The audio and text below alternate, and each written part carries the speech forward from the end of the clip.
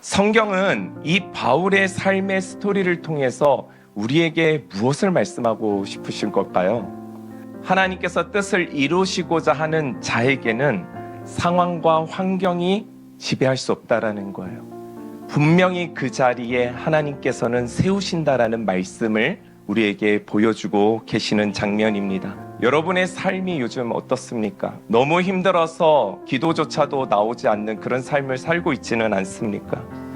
죽을 고비를 넘는다라는 것은 우리의 힘으로 이제 더 이상 할 수 있는 것이 없다라는 겁니다. 인생은 원래 잘 살아봤자 끝은 죽는 거예요. 그러나 예수님으로 인해 죽을 수밖에 없었던 우리가 그 새 생명으로 말미암아 영원한 삶을 살아갈 수 있게 되었어요. 죽어도 죽지 않고 살아 죽을 고비를 맞이해도 하나님의 사명과 하나님의 나라를 위하여 이 땅을 살아갈 수 있게 되었다라는 사실입니다. 그래서 믿는 자는 어떤 상황이 와도 염려하지 않는다라는 거예요. 바울이 로마에 온 것, 그것은 너무 기적 같은 일이었어요. 도무지 올 수 없는 상황이었지만 그래도 하나님은 그 바울을 붙들어서 로마에 도착하게 하셨다라는 거예요. 인간의 힘으로는 올 수 없지만 하나님의 인도하심을 받아 살아가는 그 삶, 이것이 신앙이고 이것이 신앙의 신비라는 사실입니다. 바울이 진짜 여기 로마에 오기까지 여러분 혼자만의 힘으로 왔을까요? 바울이 뭐라고 표현하냐면은 우리가 지금 이곳에 왔다라고 얘기해요. 우리라는 표현을 하고 있어요. 우리라는 말은요, 되게 따뜻한 단어예요. 굉장히 공동체적인 언어입니다. 여러분, 성경에서 말하는 이 구원이라는 것은 나라는 관점에서 벗어나 우리라는 공동체를 이루는 거예요. 자, 주기도문에 이렇게 말합니다. 나에게 일용할 양식을 달라고 말하지 않고 우리에게 일용할 양식을 달라고 말하고 있고요. 나의 죄를 용서하시고 이렇게 하지 않고요. 우리의 죄를 용서해 주옵시고 라고 예수님이 가르쳐주고 계세요. 나를 벗어나서 우리를 이루는 거예요. 이게 교회입니다. 우리를 이룰 수 있는 유일한 공동체가 교회이기 때문에 세상의 희망과 소망이 되는 거예요. 오늘 본문에서 말하는 우리는 누구를 말하고 있을까요? 바울과 누가와 아리스타고를 이야기하고 있습니다. 이 세 사람이 바울과 함께 동행해서 로마까지 와준 거예요. 그러나 넓게는 바울이 로마로 오는 이 길 가운데 만났던 수많은 사람들, 그리고 바울이 힘든 일이 있을 때마다 도와줬던 사람들, 함께 해줬던 사람들, 그들이 동역자잖아요.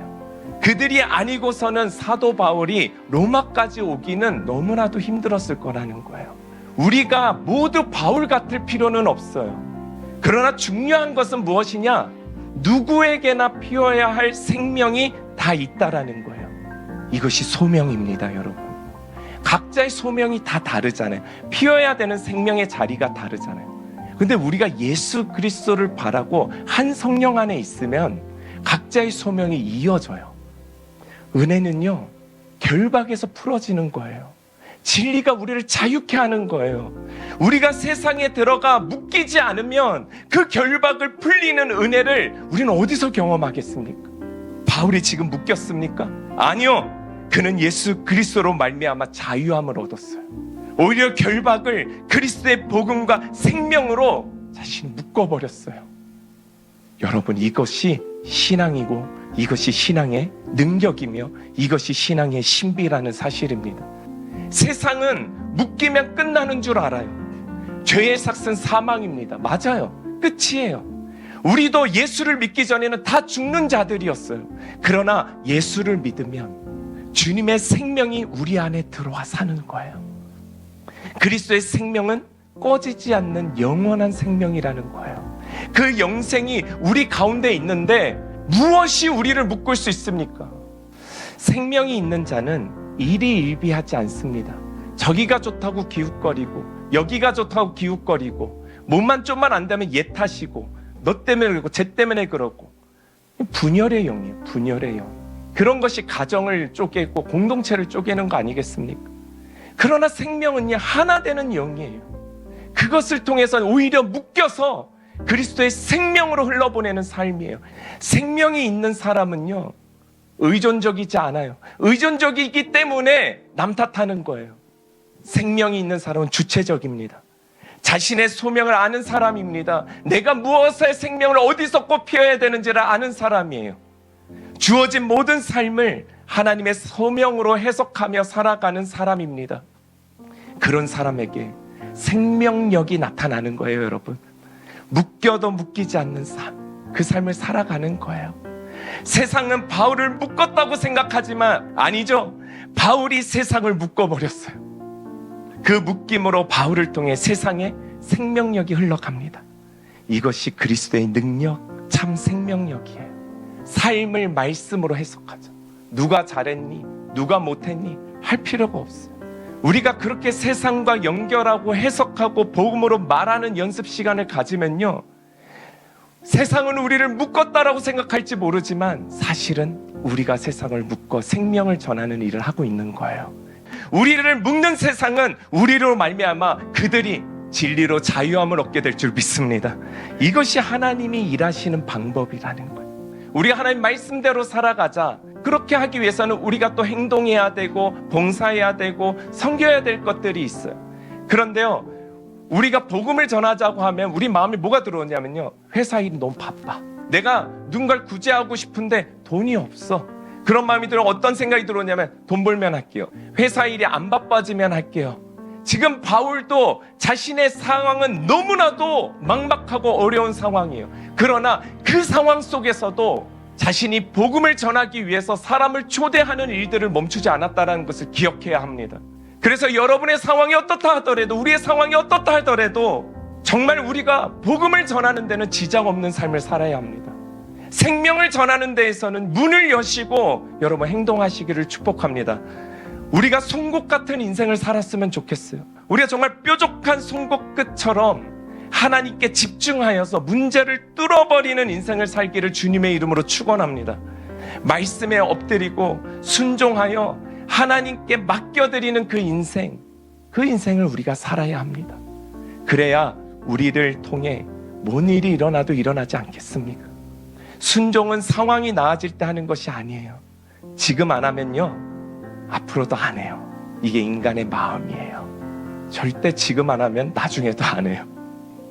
지극히 작은 일에 충성된 자가 큰 일에도 충성될 것이요, 작은 일에 불의한 자는 큰 일에도 불의한 자리라. 그리스도인은 상황과 형편으로 사역하는 게 아니에요. 그리스도께서 주신 그 생명으로 사명을 받아 살아가는 거예요. 그럼 누가 하신다고요? 하나님이 하시는 거예요. 내가 하려니까 염려가 생겨 화가 나는 거예요. 맨날. 이 원리를 우리가 깨닫지 못한다면 죽었다 깨어나도 하나님 함께 하심을 우리가 경험할 수가 없어요. 사도 바울은 형편이 좋아도 복음을 전했고, 형편이 좋지 않을 때에도 생명 전하는 일들을 멈추지 않았어요. 여러분들의 삶의 우선순위가 바르게 확립이 된다면요, 여러분은 어떤 상황에서도 복음을 위해 사는 그 삶을 살아가게 될 줄 믿습니다. 상황이 아니라 주님을 보는 거예요. 여러분 20절 말씀 한번 보세요. 이름으로 너희를 보고 함께 이야기하려고 청하였으니 이스라엘의 소망으로 말미암아 내가 이 쇠사슬에 매인 바 되었노라. 바울은요, 자신이 쇠사슬에 매여 있는 이유를요 이렇게 말합니다. 이스라엘의 소망으로 말미암아 내가 매였다. 예수가 오셨음을 증거하기 위하여 내가 묶인 바 되었다. 그래서 묶여 있는 것, 그 묶임이 저주가 아니라는 거예요. 우리가 묶이면 이렇게 전해야 합니다. 우리는 세상에 이렇게 매인다. 우리는 이렇게 묶임 바 된 인생을 살아간다. 우리는 자유도 없고 우리는 기쁨도 없는 이런 삶을 살아간다. 그러나 걱정하지 마라. 예수 그리스도께서 오셨다. 나를 봐라. 내가 지금 슬퍼하냐? 봐라, 내가 지금 낙심하냐? 봐라, 내가 지금 죽음을 두려워하냐? 그 이유가 뭐라고 생각하냐? 너희가 그토록 기다리는 유대의 왕 예수 그리스도가 이 땅에 오셨다. 우리가 세상을 묶어 예수 그리스도의 생명으로, 예수 그리스도의 평화로, 예수 그리스도의 능력으로 모든 인류들이 구원을 받을 수 있도록 우리는 살아가야 한다. 이것을 전하고 있는 거예요. 바울이 복음을 전하지만 그 안에 계신 성령께서 일하시잖아요. 우리 안에도 성령님이 함께하고 계세요. 그분께서 우리를 통해서 일하시는 거예요. 사도행전 1장 8절을 보면요 이렇게 말합니다. 성령이 너희 안에 임하면 너희는 권능을 받고 예루살렘과 온 유대와 사마리아와 땅끝까지 이르러 내 증인이 되리라. 이 말씀이 어떻게 이루어졌는지를 사도행전 마지막 바울의 모습을 통해서 지금 보여주고 계시는 거예요. 사도행전 23장부터 28장까지 바울의 이야기가 주구장창 나옵니다. 그렇지만 이건 바울의 이야기가 아니에요. 성령 하나님께서 바울이라는 이 한 사람을 통해 어떻게 일하고 계시고 어떻게 역사하고 계시는지에 대한 하나님에 대한 이야기예요. 하나님께서 교회를 어떻게 세우시고 하나님께서 어떻게 그 한 사람을 통해서 복음을 전파해 가시는지를 볼 수 있어야 되는 거예요. 사도행전을 통해 바울을 보지 마세요. 우리가 존경해야 하는 것은 바울이 아니에요. 그를 통해 일하시는 예수, 그가 전하는 예수님을 우리가 만나야 할 줄 믿습니다.